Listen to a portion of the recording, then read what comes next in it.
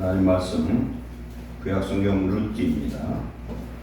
구약성경 401페이지 룻기 1장 1절로 6절까지 교독합니다. 룻기 사사들이 치리하던 때에 그 땅에 흉년이 드니라. 유다 베들레헴의 한 사람이 그의 아내와 두 아들을 데리고 모압 지방에 가서 거류하였는데 그 사람의 이름은 엘리멜렉이요 그 아내의 이름은 나오미요 그의 두 아들의 이름은 말론과 기르니니 유다 베들레헴 몇 사람들이라.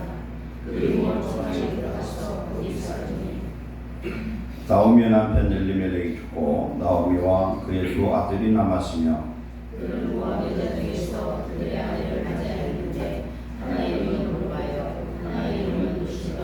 그들이 거기에 거주한 지 10년쯤에 말론과 기련 두 사람이 다 죽고 그 여인은 두 아들과 남편의 뒤에 남았더라.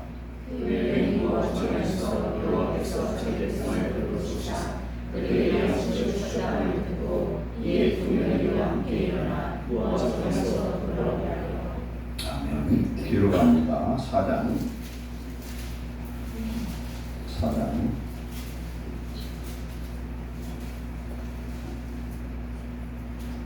13절로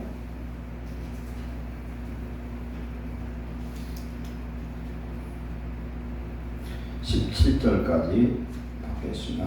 22절까지 받겠습니다. 13절부터. 이에 보아스가 룻을 맞이하여 아내로 삼고 그에게로 들어갔더니 여호와께서 그에게 임신하게 하심으로 그가 아들을 낳은지라.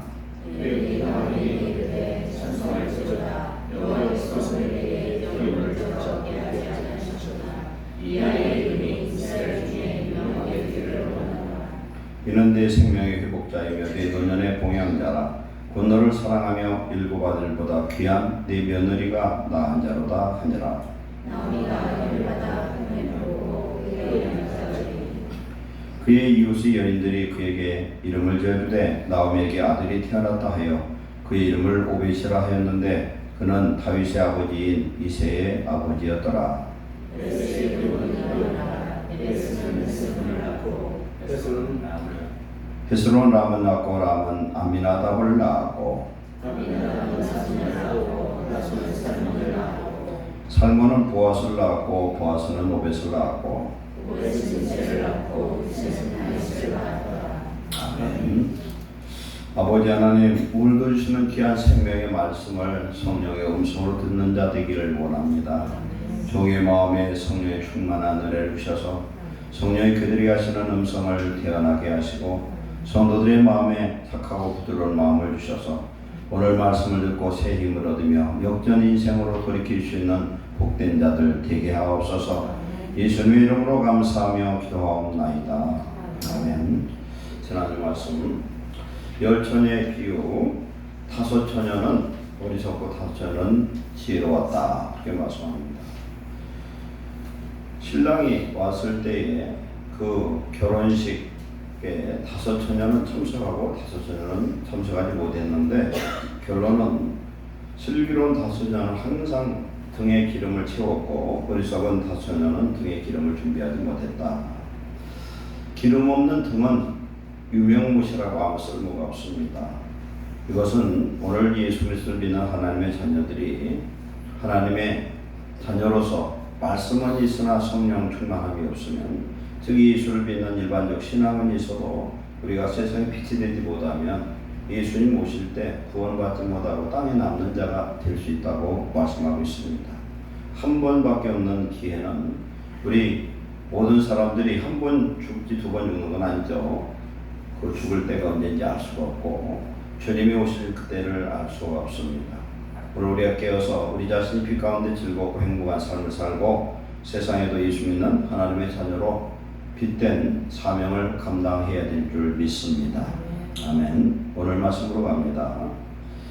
나오미의 인생 역전이라는 제목으로 은혜를 나누겠습니다.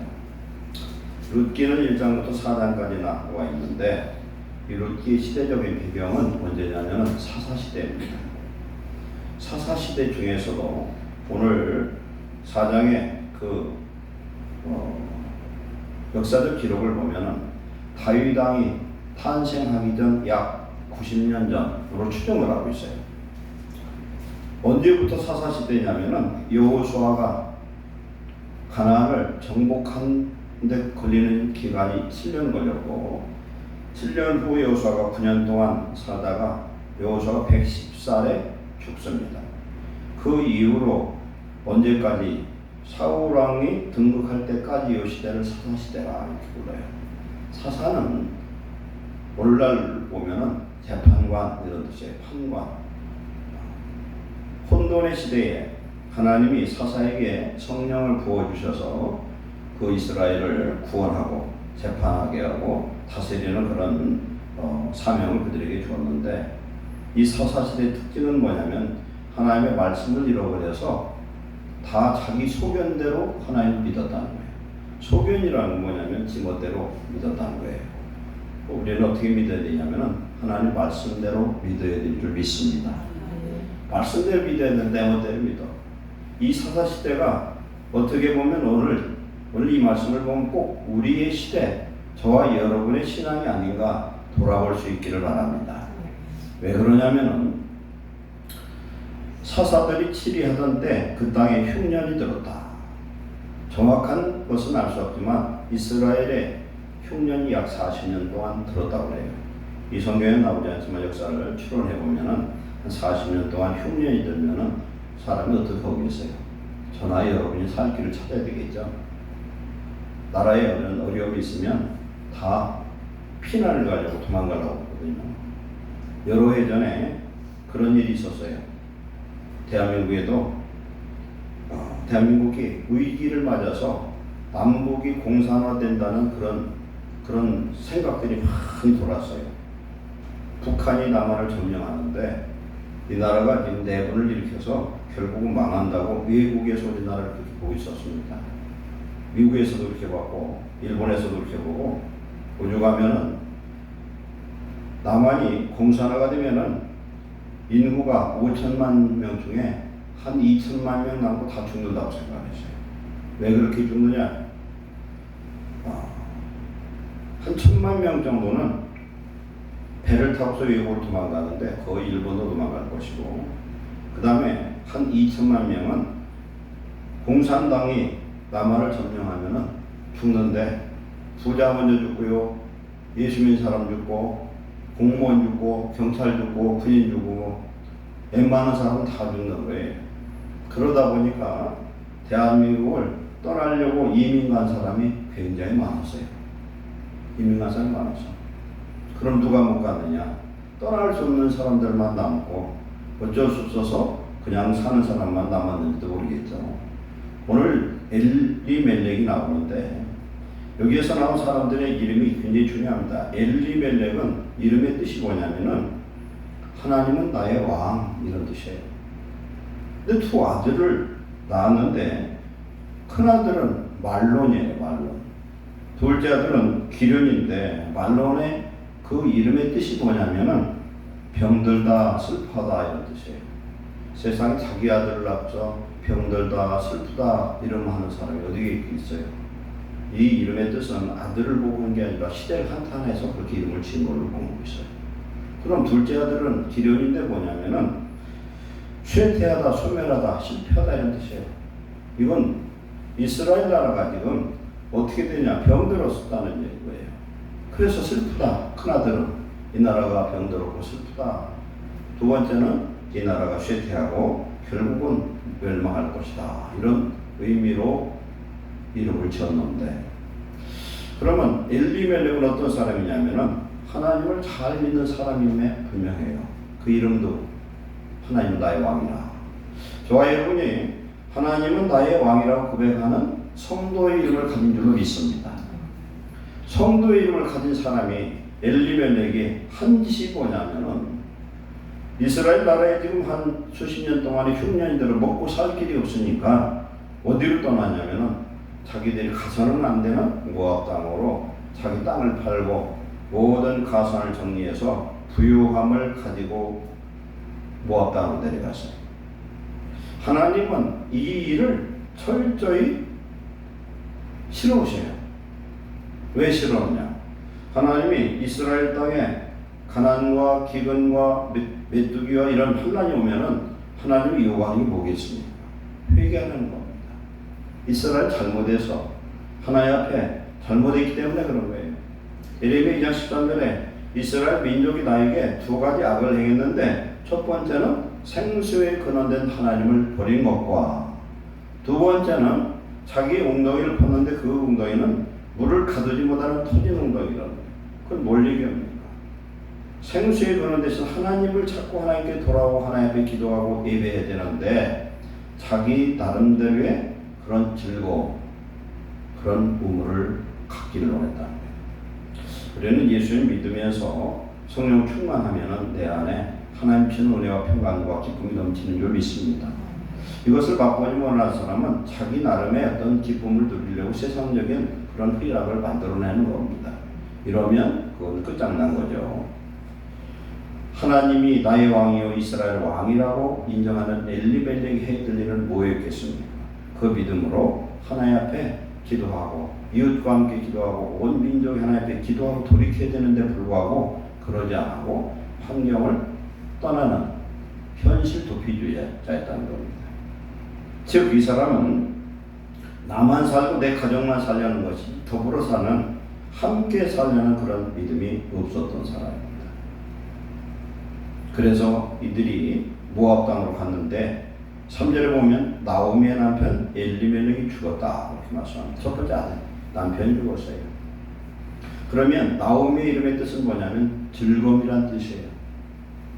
나오미는 하나님 안에서 즐거움을 누리고 살아야 될 사람인데 나오미도 슬픈 인생이 되버리죠. 그 다음에 그 땅에 가서 이제 두 아들을 결혼을 시켰어요. 결혼을 시켰는데 오늘 말씀을 보면은 말년과 기런이 있는데 모압 여자는 오르바와 루시라는 여자와 아들 둘과 결혼을 시킵니다. 그런데 뒤에 말씀을 보니까 루시 장자 말론의 아내예요. 그 다음에 오르바는 기련의 아내예요. 이 말씀을 보면 뭐냐면은 둘째 아들이 먼저 결혼했다는 걸 말씀할 수 있어요. 성경에 이렇게 보면은 성경은 참 신묘한 것이 그 한 귀절에도 여러 가지를 이렇게 표하고 있어요. 둘째 아들이 먼저 결혼하고 큰 아들이 나중에 결혼해서 결혼했는데 결혼하고서 이제 얼마 안 돼서 즉 모압 땅으로 그쪽으로 간 지 10년 만에 이제 두 아들이 죽어버렸어요. 한번 생각해 보세요. 내 자신이 그런 일을 당하면 우리는 어떻게 할 건가? 남편과 부부가 사는데 아들 둘이 있어요. 근데 아들을 결혼을 시켜놨더니 자식은 하나도 못 낳고 첫 번째 남편이 죽었습니다. 그 다음에 큰 아들이 죽고 둘째 아들이 죽어버렸어요. 졸지에 과부가 셋이 생겨버렸습니다. 이것은 어느 상태냐면 절망도 이런 절망이 없어요. 하나님의 저주요 심판이요 정말로 그런 절대적인 절망 속에 빠질 수밖에 없는 이런 상황입니다. 그런데 엘리멜렉은 하나님의 뜻을 구하는 것이 아니라 자기 뜻으로 자기의 어떤 노력으로 인생을 살고 자기 행복을 찾으려고 했던 그런 사람입니다. 하나님이 매를 때릴 때는 왜 때리는가? 이것은 나라와 민족에 임한 그런 재난입니다. 우리 개인에게, 가정에게, 교회에 어떤 어려움이 생기면 그 이유가 어디 있는가 하나님 앞에 깨달으면은 하나님은 놀라운 축복을 주신 줄 믿습니다. 솔로몬이 성전을 지어서 봉헌합니다. 봉헌하면서 하나님 앞에 기도하는 내용이 역대하 7장의 내용인데 그 13절에 보면은 혹 내가 하늘을 닫고 비를 내리지 아니하거나 혹 메뚜기들에게 토산을 먹게 하거나 혹 전염병이 내 백성 가운데 유행하게 될 때에 즉 하나님이 이스라엘을 심판하고 징계할 그때에 내 이름으로 일컫는 내 백성 이스라엘이 그들이 약한 길에서 떠나 스스로 낮추고 즉 겸손하고 기도하여 내 얼굴을 찾으면 내가 하늘에서 듣고 그들의 죄를 사하고 그들의 땅을 고칠지라. 아멘. 하나님의 백성은 할 일이 뭐예요? 하나님의 백성은 내가 지금 어려움이 닥치면 회개하는 것밖에 없어요. 돌이키면 되는 겁니다. 돌이키면 돼. 오늘 엘리멜렉이라는 이 한 사람, 그의 아내 나오미, 그 다음에 두 아들 말론과 기련. 그래서 남자 셋은 죽고 이제 모압 땅에서 10년 만에 지금 며느리 둘을 얻었는데, 오늘 말씀을 보면은요, 나오미는 어떤 사람이었냐면은, 이 가운데서 이 성경 말씀을 보면은 그는 하나님의 징계로 말미암아 자기의 가정이 이렇게 완전 초토화되고 하나님의 징계를 받았다는 걸 확실히 알게 됩니다. 그러면서 모압 땅에서 그가 한 일은 뭐냐면, 두 며느리에게 여호와 하나님을 믿는 믿음을 그들에게 심어줬다는 겁니다. 믿음을 심어줬어요. 뭘 보면 아냐면은, 이들이 이렇게 하나님이 이제 이스라엘 땅에 자기 고향 베들레헴에 하나님이 양식을 주셨다는 소식을 듣고 돌이켜서 돌아가려고 할 때에 어떻게 합니까? 며느리 둘을 데리고 갑니다. 며느리 둘이 자원에서 어머니를 따라가겠다고 얘기를 해요. 그런데 나오미가 가는 길목에서 둘을 설득을 합니다. 내가 가서 시집을 가서 애를 낳은들 그 아들이 언제 커서 너희의 남편이 되겠느냐? 이것은 계대상속의 그런 법에 의해서 내가 너희의 며느리가 되려면 내가 시집 가서 애를 낳아야 되는데 언제 그렇게 되겠냐는 거, 불가하다는 거예요. 불가능하다는 거예요. 이건 있을 수가 없다는 거예요. 그러니 너희들은 돌아가라 했더니 둘째 며느리 오르바가 그냥 포기하고 돌아갑니다. 그런데 큰 며느리 롯은 끝까지 포기하지 않습니다. 하나님을 떠나지 않냐고, 시어머니를 떠나지 않냐고 끝까지 자기의 도를 다하고 효도를 다해서 어머니 하나님이 나의 하나님이고 어머니 백성이 내 백성이 되리라, 죽으면 죽으리라 신앙을 가지고 어머니를 쫓아간다고 합니다. 근데 그 내용에 보면은 어떤 내용이 나오냐면은 1장 14절에 오르바는 시어머니에 입 맞추고 따라갔고 롯은 그를 쫓았더라. 이것은 우리 한글인데 쫓았다는 건 뭐냐면 존경해서 따랐다 이런 뜻이에요. 존경해서 따르는 것은 무엇 때문에 존경했었겠어요? 나오미의 신앙에 이미 감동을 얻었고 나오미의 신앙이 흠뻑 터졌어요. 이미 롯은 하나님의 사람으로 바꿔진 사람이에요. 이 룻기에서 보면은 주인공이 셋이 나오는데 누구냐? 나오미와 룻과 보아스예요. 근데 실질적으로 보면은 여기 주인공이 누구냐면 나오미라는 사람입니다. 하나의 베베를 맞았으나 그는 돌이키고 이스라엘로 돌아간다는 건 하나님께 돌아가는 것을 의미합니다. 그는 매를 맞았으나 가정에서 믿음의 단을 쌓고 두 며느리에게 신앙을 심은 것을 볼 때에 그는 하나님의 사람인 것을 알 수가 있습니다. 그리고 두 사람이 도착해서 만난 사람이 누구냐면 보아스라는 사람이에요. 친족 중에 한 사람이고 나오미의 기업, 즉 말론의 기업을 물을 자 중에 한 사람이 누구냐면 보아스예요. 성경에 보면 성전에 두 기둥이 있습니다. 두 기둥의 이름 하나는 뭐예요? 야긴과 보아스예요. 야긴이라는 건 뭡니까? 그가 세우셨다. 하나님의 성전 누가 세워요? 하나님이 세우는 겁니다. 우리가 세우는 이 건물의 성전은 참 성전이 아니에요. 우리 하나님의 성전 세우신 분은 하나님이십니다. 두 번째, 보아스는 뭐냐면 보아스는 그에게 능력이 있다 이런 뜻이에요. 즉 성전의 두 기둥 같은 믿음의 사람 보아스를 예비했는데 보아스가 중년 이후에 나이가 늙은 사람이잖아요. 근데 지금까지 결혼 안 하고 누구를 기다리냐면 룻을 기다렸어요. 하나님은 믿음의 사람을 위해 항상 준비하신 하나님인 줄 믿습니다. 우리가 이걸 알아야 돼요. 우리가 믿음으로 기도 하나님을 부르짖어 기도하면은 이스라엘 백성을 위해서 모세를 준비하신 것처럼 오늘도 하나님이 준비하신 하나님인 줄 믿습니다. 그렇기 때문에 우리 인생 속에서 우리는 하나님이 우리의 이름을 기억하고 역사 속에 우리 이름이 기록되는 축복자 되시기를 축원합니다. 이 말씀은 룻기에 나오고 역대상에 나오고 또 마태복음 1장에 이 족보가 나오거든요. 그러면은 룻과 보아스가 이렇게 결혼을 하죠. 지금 결혼해서 누가 태어나냐면 오벳이 태어나. 오벳이 누구냐면 다윗의 할아버지야. 오벳이 태어나고 그 다음에 오벳의 아들 이새가 태어나요. 이새가 누구예요? 다윗의 아버지잖아요. 그러고 다윗이 태어나. 그럼 다윗 하는 데까지 약 90년 정도 걸렸어요. 그러면은 이 보아스의 아버지가 누구냐면 오늘 족보에 내는 거니까 살몬이에요. 살몬과 라합이 나와요. 살몬이 누굽니까? 살몬이 여호수아가 가나안을 정복하기 전에 정탐꾼 둘을 보냅니다. 정탐꾼 둘을 보냈는데 한 사람 이름은 알 수 없고 한 사람이 누구냐면 살몬이었어요. 살몬이 가서 어디에 들어가냐면은 기생 라합의 집에 들어가서 라합의 집에 들어가서 기고하고서 하룻밤 자고서 그 가나안 땅을 정탐하려고 했더니 이 사람이 들어오는 것을 누가 알게 됩니까? 여리고 왕이 알게 돼가지고 잡으러 오지 않습니까? 잡으러 왔을 때 기생 라합은 어떤 사람이냐면 성문 위에 집이 있어요. 성문에 집이 있는데 이 여인은 여호와 하나님이 애굽에서부터 지금까지 함께 하신 것을 믿고 고백을 합니다. 하나님이 참 하나님인 걸 믿어요. 그러면서 이 두 정탐꾼을 그 집의 옥상 산대 더미에다가 숨겨주고서 거짓말을 합니다. 그래서 살려줘요.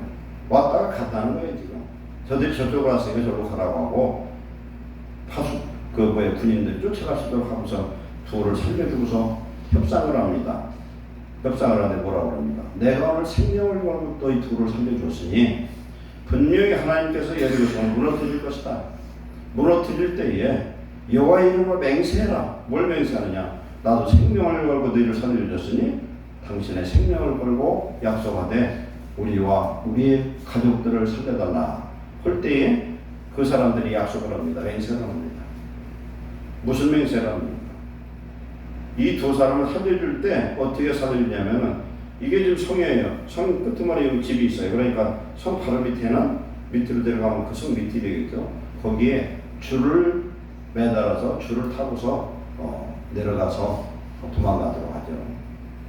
그 사람들이 이야기하기를 너희 집이 저기 성벽 쪽에다가 붉은 줄을 매달아 둬라. 자기들이 타고 왔던 그 붉은 줄을 매달아 두면 분명히 우리가 이 성을 정복할 때 너희 이 집만큼은 안전할 것이다. 그러나 네가 이것을 이행하지 않으면 우리가 책임질 수가 없다. 라합은 기생이지만은 하나님을 믿는 믿음으로 말미암아 그는 믿음의 의를 행하는데 이 내용이 히브리서 11장에 나타납니다. 기생 라합은 믿음으로 말미암아 구원을 얻었다. 믿음으로 말미암아 뭘 믿어요? 여호와 하나님을 믿었다는 거예요. 신분이 기생인데도 불구하고 이렇게 믿음으로 구원을 얻었는데 그때 정탐꾼으로 갔던 사람 한 사람이 살몬인데 살몬이 그 여인과 결혼을 했어요. 그러면 살몬의 이름 뜻이 뭐냐면은 외투예요. 외투. 겉옷이라는 뜻이에요. 참 하나님 성경 말씀 보면 참 재밌어요. 겉옷으로 누구를 덮습니까? 기생 라합을 덮어요. 살몬은 영적으로 예수 그리스도의 은혜를 뜻하는 줄 믿습니다. 기생 같고 세상에 더러운 자이지만 믿음으로 이루어진 라합을 덮어줍니다. 그래서 구원을 얻어요. 그러면은 그때가 언제냐면요. 지금 요때하고 공백이 약 200년이 넘어요. 그럼 200년 넘는 사이에 적어도 30년에 한 번씩 결혼한다고 그러면 6대 7대가 생략이 되어버렸어요. 이게. 마태복음 1장에 나타나는 예수님의 그 족보에 보면은 생략된 사람들이 굉장히 많아요. 그런데 여기 나타나는 라합이나 룻이나 이런 사람은 예수님 족보에 나타난 5명의 의로운 여인, 축복받은 여인으로 등록된 줄로 믿습니다. 오늘 우리는 알아야 됩니다. 우리 인생이 하나님 안에서 생략된 인생이 아니라 하나님이 기억하시는 하나님의 놀라운 축복자 되시기를 축원합니다. 우리는 우리 인생을 어떻게 생각해야 되냐면 지금 나오미의 인생 속에서 이 사람은 철저한 실패한 인생이에요. 오늘날도 이런 인생은 저주받은 인생이에요. 옛날에 며느리가 시집 왔다가 일장 남편이 죽잖아요. 그러면 남편 잡아먹었다고 했어요. 그것도 수십 년, 지금도 그래 있고 그럴 수도 있어. 그런데 이 시대는 어떻게 하고 있어요? 나오미라는 여자는 아주 저주받은 인생이에요. 남편 죽었죠. 큰아들 죽었지. 작은 아들 죽었지. 무슨 소망이 있겠어요. 그러나 하나님은 이 나오미를 통해서 하나님이 나오미의 그 믿음을 통해서 하나님이 인생을 역전시켜 놀라운 축복을 주신 줄 믿습니다. 중국 고사에 세옹지마라는 말이 있어요. 세상 만사 세옹지마. 그게 뭐냐면은 변방에 있는 어떤 노인네의 말한 말을 얘기하는데, 변방에 어떤 노인네가 좋은 말 한 마리를 키웠어요. 근데 이 말이 어느 날 도망 나가버려서 그 마을 사람들이 가서 위로를 합니다. 어르신, 그 귀한 말을 잃어버렸으니 얼마나 안타깝습니까? 마음이 짠하십니까? 물어봤더니 그 노인이 그래요. 그깟 말 한마디 당한 것이 무대수냐고 아무렇지도 않게 그냥 얘기를 해요. 근데 한참 있다가 이 말 한마디가 아주 이 말보다 더 훌륭한 암말 한 마리를 데리고 들어왔어요. 암말을 데리고 들어오니까 사람들이 가서 또 참 어르신 대단합니다. 한 마리가 나갔는데 두 마리가 되돌아왔네요. 막 칭찬을 했어요. 그런데 이 노인네가 그때도 큰 동이야. 그게 대수냐고. 그런데 자기 외아들이 그 새로 데리고 들어온 그 암말을 타고서 어떻게 합니까? 말 타고 돌아다니다가 떨어져가지고 다리가 불구가 돼버렸어요. 불구가 됐는데도 이 노인네는 아무렇지도 않아요. 근데 조금 있다 무슨 일이 일어납니까? 이 노인네가 사는 곳이 변방이에요, 변방. 그래서 전쟁이 일어나면 젊은이들은 전부 다 어떻게 됩니까? 군인으로 다 잡혀가지 않습니까? 근데 이 아들은 이미 다리가 장애가 생겨가지고 안 잡혀가서 그 아들, 그 동네 사람들은 다 젊은이들 죽었는데 아무것도 안 얘기해요.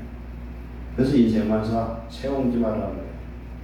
즉 우리들이 인생 속에서 어떤 일이 일어나도 알 수가 없고 미래를 알 수가 없고, 오늘 우리도 그렇고 딴 사람이 지금 조금 모자라고 부족해도 그 사람을 판단하지 마시기 바랍니다. 내일은 아무도 몰라요. 하나님을 축복하면은 세계에서 가장 멋있는 축복자가 될 수도 있고, 내가 지금 잘나고 잘 가는 것 같아도 하나님이 함께하지 않냐고 떠나면은 그건 불행한 인생이 될 수 있습니다. 룻기는 불행이 행복으로 끝이 납니다. 고통이 기쁨으로 끝이 납니다. 탄식에서 찬송으로 끝이 납니다. 이 룻기는 해피엔딩의 한 편의 드라마와 같아요. 왜 그렇습니까? 하나님이 역전시키는 하나님인 줄 믿습니다. 언제 어떤 상황에서도 우리 하나님이 함께 하시면은 합력의 선을 이루신 하나님의 축복의 역사가 임할 줄로 믿습니다. 그래서 이 룻이 하나님을 믿음으로 말미암아 자기 인생 젊은 모든 것을 포기하고 시어머니를 공양하였다는 오직 한 믿음으로, 그리고 자기에게 여호와 신앙을 주신 그 시어머니를 따라서 그 믿음의 나라 이스라엘로 그는 가게 됩니다. 가게 되어서 거기서 보리삭을 죽게 됩니다. 지금 2장부터 나타나는데, 보리삭을 왜 그러냐면 이때가 언제냐면은 보리 타자할 때예요. 이스라엘 백성들은 오순절 때 룻기를 꼭 읽어요. 왜? 시기가 그렇기 때문에. 그리고 보아스와 룻의 결혼에 대한 이 내용을 굉장히 귀중하게 생각합니다. 보아스와 룻의 결혼은 오늘 영적으로 저와 우리가 여호와 하나님 예수 그리스도를 믿어서 구원하던 놀라운 축복의 상속자됨을 말씀하는 줄로 믿습니다. 그런데 지금 이 당시에는 과부가 되거나 아들이 없는 그런 과부가 되는 경우에는 어떻게 되냐면 그 기업의 그 상속 지분 땅을 누구한테 뺏기냐면은 가장 가까운 친척한테 다 빼앗겨 버립니다. 그렇기 때문에 결국은 종과 노예와 다름없는 그런 인생입니다. 베들레헴 땅에 돌아갔을 때 사람들이 나오미를 환영을 합니다. 나오미라고 그랬더니 나오미가 뭐라고 하냐면 나를 나오미라고 그러지 말아라. 나를 마라라 부르라. 왜? 나는 즐거움이 아니라 하나님 앞에 매를 맞고, 옛날에는 부자가 되어 나갔으나 이제는 비어 돌아왔고 여호와께서 나를 징벌하셨고 전능자가 나를 괴롭게 하셨거늘 어찌 나를 나오미라고 부르느냐. 나는 슬픔의 여인이라는 겁니다. 이것은 뭘 의미하냐면 나오미는 하나님이 자기와 자기의 가족을 징계했던 사실을 알고 깨닫고 하나님 앞에 돌아온 줄을 믿습니다. 그래서 이스라엘 땅에서 지금 양식을 줬다는 것은 하나님의 은혜가 회복되었고 그 은혜에 회복된 그것을 얻기 위해서 그는 모든 것을 포기하고 돌아온 결심한 회개한 한 여인이라는 것을 알 수가 있습니다. 돌아왔는데 하나님은 어떻게 예비하냐면 자기 며느리 룻이 이제 보리를 지금 베는 그때에 너미 밭에 가서 지금 보리 이삭을 줬습니다. 주는데 그 만난 그 밭이 누구의 밭이냐면 보아스의 밭이었습니다. 보아스는 이미 말씀을 통해서 동네의 모든 소문을 통해서 알게 됩니다. 룻이 어떤 여인인가. 룻은 하나님을 찾아서 왔고 그 시어머니에게 효도하는 그 며느리인데 모압 사람이에요. 그러나 모압 여인이라고 생각하지 않냐고 그를 굉장히 귀하게 여깁니다. 좋게 여겨요. 그래서 2장 11절에 보면 내 남편이 죽은 후 내가 시어머니에 행한 모든 것을 내가 들었다는 겁니다. 그래서 여호와께서 내가 행한 일에 보답하기를 원하며 이스라엘 하나님 여호와께서 그의 날개 아래 보호를 받으러 온 내게 온전한 상 주시기를 원하노라. 이렇게 말합니다.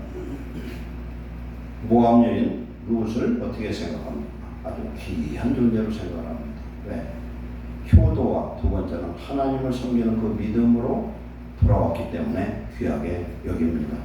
그러면서 지금 보리 이삭을 줬는데 보리를 베는 일꾼들에게 뭐라고 이러느냐면 일부러 한 움큼씩 떨어뜨려 놓으라는 거예요. 그리고 룻은 거기에서 이삭을 주는 사람으로서 어떻게 보면 천덕꾸리 같은 인생인데 그에게 점심 때 먹을 걸 주고 물을 주게 만들어요. 그리고 자기의 품꾼 중 하나처럼 여기고 그에게 충분히 이삭을 주워가도록 해요.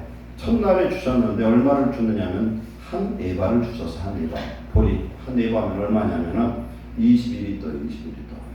우리 쌀 20kg짜리잖아요. 그 분량을 주셨다는 거예요. 이건 보통 양이 아니죠. 일부러 그렇게 손대를 합니다. 둘째 날도 그렇게 계속 그렇게 합니다. 그런데 이제 룻의 시어머니 나오미가 제안을 하잖아요. 뭘 제안합니까? 그 보아스는 이름 그대로 그 지역에서 유력한 자예요. 유력하다는 건 뭐예요? 부자라는 얘기예요. 부자예요. 근데 말씀을 보면은요, 보아스는 믿음이 있는 유력자였고 결혼을 안 한 그런 아주 노총각이었어요.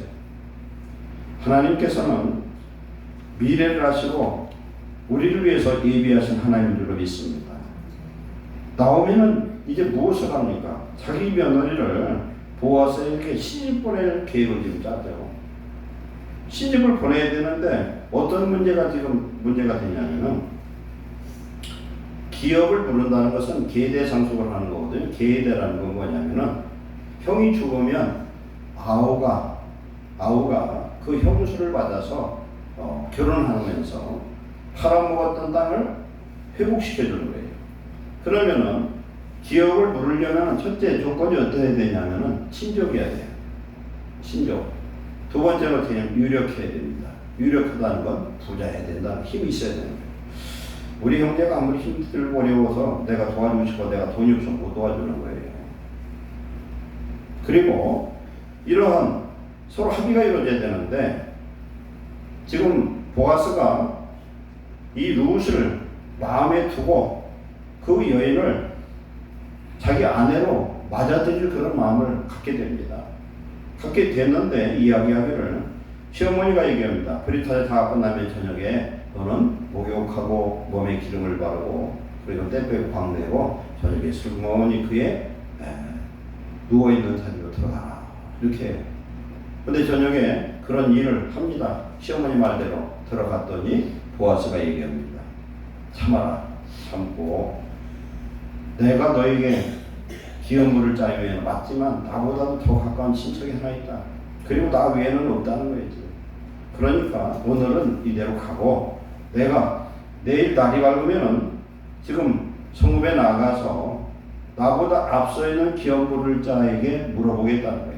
그가 기업을 물러서 너를 아내로 맞아들인다면 어쩔 수 없지만 그렇지 않으면 내가 반드시 너를 내 아내로 받아들이고 내 집안에 내 신랑의 집안의 기업을 내가 인수할 것이다. 그런데 그 다음날 성읍에서 이스라엘 나라 성읍의 그 성루에 그 장로들이 몇 명이 모였냐면 10명을 초청합니다. 그래서 기업물을 자를 불러서 얘기합니다. 모압 여인 룻이 돌아왔다. 나오미가 돌아왔는데 그 집안의 기업을 당신이 모르겠습니까? 물어봤더니 그 사람이 모르겠다는 거예요. 즉 그가 팔아먹고 간 그 땅을 회복할 자예요. 기업물 자. 그런다고 하더니 두 번째 이야기를 합니다. 기업을 부르려면은 거기에서 나오미의 큰아들의 며느리 모압 여인 룻과 결혼해야 됩니다 했더니 않는다는 거예요. 그래서 내가 성경을 가만히 보고 이게 왜 그랬을까 했더니 룻이 별로 이쁘지 않았던 것 같아요. 안 이뻤던 것 같아요. 그런데 보아스는 룻의 그 미모로 하기보다는 믿음과 효를 좋게 본 것 같아요. 그 마음을 받아본 것 같아요. 봐봐요. 룻이 절색 미녀라고 칩시다. 그럼 분명히 땅을 기업을 인수받는다고 하더니 왜 룻을 얘기하니까 안 싫다는 거예요. 그래서 결국 보아스와 결혼하게 되잖아요.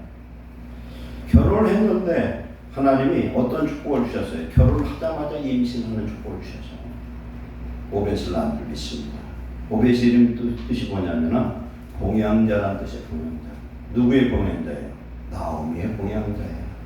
나오미의 봉양자. 그런데 여기 기적 같은 일이 있어요. 제가 어떤 집안에 형제가 있습니다. 형제가 있는데 형이 죽었어요. 형이 죽으면 동생이 형수와 결혼해서 첫 번째는 아들 누구 아들이에요? 형의 아들이에요. 이게 계대상속이야. 그런데 여기는 그런 친형제는 다 죽었으니까 제일 가까운 친족인 사람한테 결혼을 할때 안 된다는 거예요. 이게 둘째가 누구냐? 보아스가 선택됐어요. 보아스와 룻이 결혼하면 첫째 아들이 누구의 것이 돼야 되느냐? 나오미의 손자가 돼야 되는 거예요. 말론의 아들이 돼야 되는 거예요. 근데 제가 이 말씀을 여러 해 전에 아무리 해도 이해가 안 가. 계대상속법의 영향을 받아서 이게 결혼을 했으면은 여기에 나오는 오벳은 누구의 직계를 따르냐면 엘리멜렉의 직계를 따라가야 되는데 이 성경에는 그렇지 않아요. 어떻게 됩니까?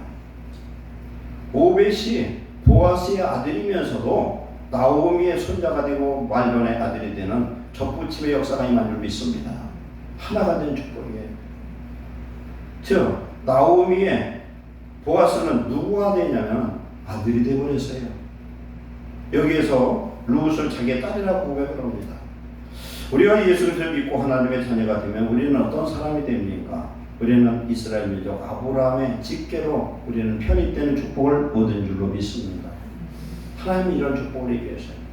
오늘 전체 말씀을 통해서 하나님 말씀하는 건 뭐냐면은 아무리 하나님 앞에 범죄하고 하나님이 징계했을지라도 돌이키는 자에게 하나님 함께 하신 줄로 믿습니다. 돌이키는 그 순간부터 하나님은 축복의 대로를 열고 계시고 집 나간 탕자를 기다리는 아버지처럼 기다리고 계신 하나님인 줄 믿습니다. 두 번째는 누구를 통해서 남은 것을 축복하신 줄로 믿습니다. 남은 것을 통해서 나오미에게 남은 건 뭡니까? 며느리 모압 여인 룻 하나밖에 없었어요. 하나님은 룻을 통해서 축복하신 줄로 믿습니다.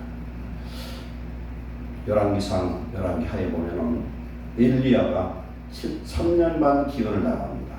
그러면 3년 반 기근을 당하면은 엘리야를 하나님이 어디로 보내야 되냐면은 이스라엘 나라의 제일 부잣집한테 보내야 되는데 가장 가난한 집에 보내야 돼요. 어디로 보냅니까? 저 시돈 땅 사브라 과부에게 보냅니다. 그 여인에게 가면 너 3년 반 동안 먹을 수 있도록 공개할 거라는 거예요. 가봤더니 어떤 사람입니까? 나뭇가지를 줍고 있어요. 그 여인이 무엇하냐 했더니 내가 이 나뭇가지를 주어서 지금 집안에 있는 밀가루 조금 남고 기름 조금 남은 그놈 가지고 빵을 구워서 나와 아들이 마지막으로 먹고 죽으려고 합니다. 그래요. 그러면 얼마나 이것을 해요. 그런데 일리야가 가서 뭐라고 얘기합니까? 그 빵을 구워서 나부터 달라는 거예요. 그게 말이 돼요, 그게? 마지막 먹고 죽으려고 하는 그것을 하나님께서 말씀하시기를 그것을 나에게 주면 3년만 동안 가루가 떨어지지 않은 비름이 떨어지지 않은 축복 주겠다는 거예요. 그걸 신뢰하지 않으면 그렇게 할 수가 없어요. 이건 어느 정도가 아니라 이미 이 사람은 이제 배고파서 죽기 야사 직전이에요, 지금. 그런데 하나님이 엘리야를 그 여인에게 보낸 줄 믿습니다. 하나님 뭘 축복해요? 가루 조금, 기름 조금에 축복했던 3년만 동안 세 식구가 먹어도 부족함이 없는 줄 믿습니다. 오늘 하나님께서 우리에게 축복하시면 내게 있는 그것을 축복하신 줄 믿습니다. 그게 아무것도 아닌 것 같고 적은 것 같고 세상대로 보면은 참 별 볼 없는 것일지라도 하나님 그것을 축복하면은 세상의 가장 큰 축복으로 바꿔질 수 있어요. 엘리사 시대엔 또 어떤 일이 일어납니까? 엘리사의 신학생 하나가 죽었어요. 죽었는데 그 집이 어떻게 되는지 빚이 부지장 많아요. 그래서 선지생도의 아내가 엘리사 찾아왔습니다. 선생님이요, 우리 남편이 죽었는데 빚이 태산같이 많아서 이제는 저와 우리 자녀들이 다 종으로 팔릴 지경입니다. 도와주세요 했더니 어떻게 합니까? 그 여인에게 엘리사가 얘기합니다. 너 집안에 뭐가 있냐? 빈 그릇은 있습니다. 빈 그릇이 있고 기름이 조금 있습니다. 그때 명령한 것은 이웃집에 돌아다니면서 빈 그릇을 빌려올 수 있는 데까지 빌려오라는 거예요. 빌려올 수 있을 때가 빌려오라. 그리고 네 병에 든 그 기름을 따르라는 거예요. 따르라니까 따라도 빈 그릇, 빌려온 빈 그릇이 다 채워질 때까지 기름이 떨어지지 않고 계속 나오는 걸 믿습니다. 하나님 축복하시면 이런 역사 나타나요. 하나님 축복하시면 없어도 있게 하신 하나님. 그래서 그놈을 다 팔고서 어떻게 합니까? 팔아서 빚을 갖고 남은 걸 먹고 살 수 있도록 하나님 길을 열어주신다. 그러면 우리 예수님 때는 어떤 일을 했습니까? 며칠 동안 하나님 말씀을 듣고 배고파서 그럴 때에 어린 소자가 예수님께 가져온 오병이어를 예수님께 가져왔어요. 그때 예수님이 말씀합니다. 빌립보고 이 많은 사람들 장정만 5,000명이면 적어도 2, 3만 명 되는 이 군중들을 먹이려고 하면 어떻게 했더니 빌립이 머리가 좋고 계산을 빨아가지고 얼마 200데나리온이 있어야 되겠습니다. 200데나리온 우리나라 지금 돈으로 한 2천만 원은 있어야 되는데 2천만 원 있어도 그걸 어디서 사옵니까? 우리 빈들에 있는데 그거 말이 안 되는 거죠.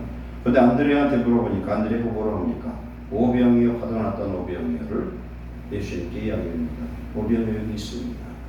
그랬더니 그걸 광주에 계속 나눠줘도 꺼내도 오병이어는 그 자리에 그대로 넘치게 채워주신 줄 믿습니다. 거기에 몇 광주리가 나왔어요? 12광주리가 나왔더라. 하나님은 나를 새롭게 축복 안 하고 내가 가지고 있는 어떤 것, 지극히 적은 것을 축복하셔도 우리는 축복자가 될 줄로 믿습니다. 세 번째는 뭘 이용하셨느냐? 나오미와 룻과의 하나의 동반자 관계입니다. 로마서 16장에 보면은 바울을 도왔던 영적인 동역자들이 수십 명이 나와요. 브리스가, 아울라, 베베 여러 가지 사람들이 나옵니다. 그 중에 누구도 나오냐면 알렉산더 루포도 나와요. 구레네 시몬의 아들도 나와요. 거기에 아들들도 거기에 동역자로 나와요. 바울의 사역이 바울의 혼자 사역이 아니라 많은 동역자들의 사역입니다. 오늘 교회 사역도 주의정과 성도들 여러분과의 동역인 줄 믿습니다. 하나님과 우리는 동업하는 사람들이에요. 그렇기 때문에 우리는 염려할 필요가 없습니다.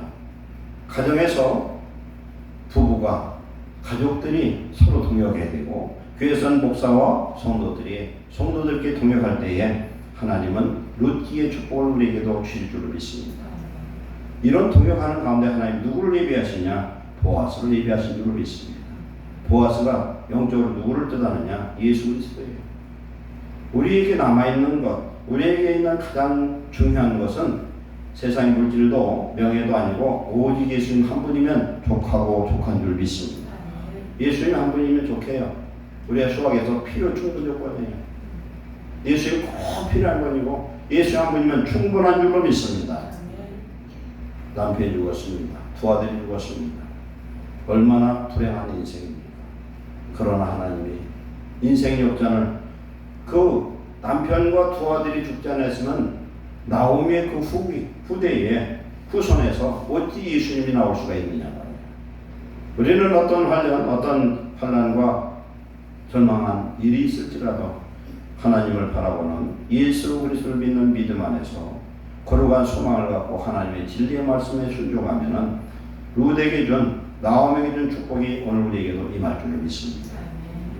인생은 역전될 수 있는데 이 인생 역전은 우리 하나님이 함께하면 역전될 줄 믿습니다. 이 믿음을 소유하시기를 축원합니다. 기도하겠습니다. 사랑하는 하나님 감사합니다. 나오미의 인생은 파멸한 인생이요 더 이상 소망을 가질 수 없었지만 그는 믿음으로 하나님 앞에 회개하고 베들레헴으로 돌아갔습니다. 저에게 믿음의 동역자 룻을 붙여주시고 룻을 통하여 보아스를 붙여주시고 하나님 그 후손에 예수 그리스도를 오게 하는 놀라운 축복을 주셨나이다. 하나님 우리를 통하여 예수 그리스도 같은 믿음의 후손들이 많이 나올 수 있도록 축복하여 주시옵소서. 예수님 한 분이면 충분합니다. 예수님 우리 안에 계셔서 하나님의 나라와 의를 이루어 주시고 축복하셔서 이 약한 시대에 오직 하나님의 영광을 쓰시만 복된 믿음의 자녀, 믿음의 가정, 믿음의 교회를 세울 수 있도록 축복하여 주옵소서. 이 나라의 민족 대한민국을 축복하셔서 주님의 큰 역사를 이루도록 우리 교회를 사용하시고 우리 모든 성도를 사용하여 주시옵소서. 예수님의 이름으로 축복하고 기도하옵나이다.